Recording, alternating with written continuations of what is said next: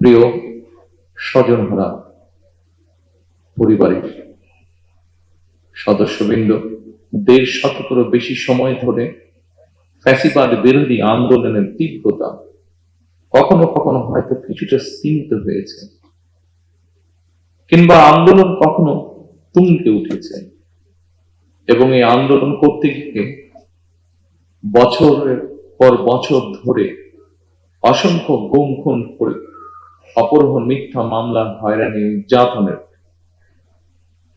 পরও বিএনপির একজন নেতাকর্মীও কিন্তু রাজপথ ছাড়েনি। একই পরিবারের এক ভাই গুম হয়েছে, আরেক ভাই গিয়ে তার জায়গায় পরের দিন রাজপথে আন্দোলনকে আরো তীব্রতর করার প্রতিজ্ঞার শপথ নিয়ে দাঁড়িয়ে গিয়েছে। কৌশলের নামে গুপ্ত কিংবা সুপ্ত বেশ ধারণ করেনি বিএনপির কর্মীরা।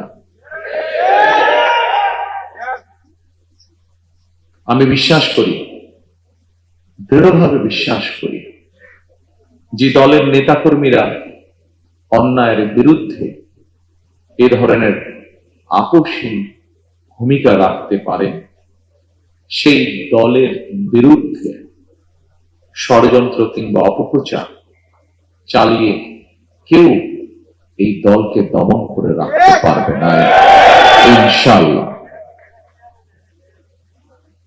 ফ্যাসিবাদী আমলের নির্যাতনের শিকার আমার সামনে বসা হাজারো প্রিয় মুখ, আপনাদের আত্মত্যাগ, আপনাদের বুক ভরা কষ্ট, আমরা যারা আজ পেছনে রয়ে গিয়েছি, আমরা আমাদের সর্বশক্তি দিয়ে চেষ্টা করব যাতে এটি বৃথা না যায়, ইনশাআল্লাহ। ফ্যাসিবাদ বিরোধী আন্দোলনে যারা গুম হয়েছেন, যারা শহীদ হয়েছেন, তাদের প্রতি আগামী দিনের গণতান্ত্রিক রাষ্ট্রের আকাঙ্ক্ষা আমরা দেখছি। সেই গণতান্ত্রিক রাষ্ট্র এবং সরকারের অবশ্যই অনেক অনেক দায় এবং দায়িত্ব রয়েছে। রাষ্ট্র কখনোই আপনাদেরকে ভুলে যেতে পারে না।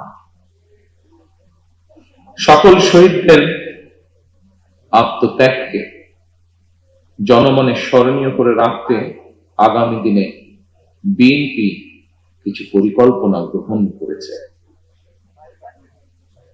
যদিও নির্বাচন কমিশনের বাধ্যবাধকতার কারণে এই মুহূর্তে আমি হয়তো বিস্তারিতভাবে সেই পরিকল্পনা আজকের এই অনুষ্ঠানে তুলে ধরতে পারছি না, কিন্তু তারপরেও বলতে যদিও কষ্ট হচ্ছে যে আমরা দেখেছি নির্বাচনের কমিশনের রিসেন্টলি কিছু বিতর্কিত ভূমিকা বা বিতর্কিত অবস্থান, তারপরেও রাজনৈতিক একটি দায়িত্বশীল রাজনৈতিক দল হিসাবে আমরা ধৈর্যের পরিচয় দিতে চাই।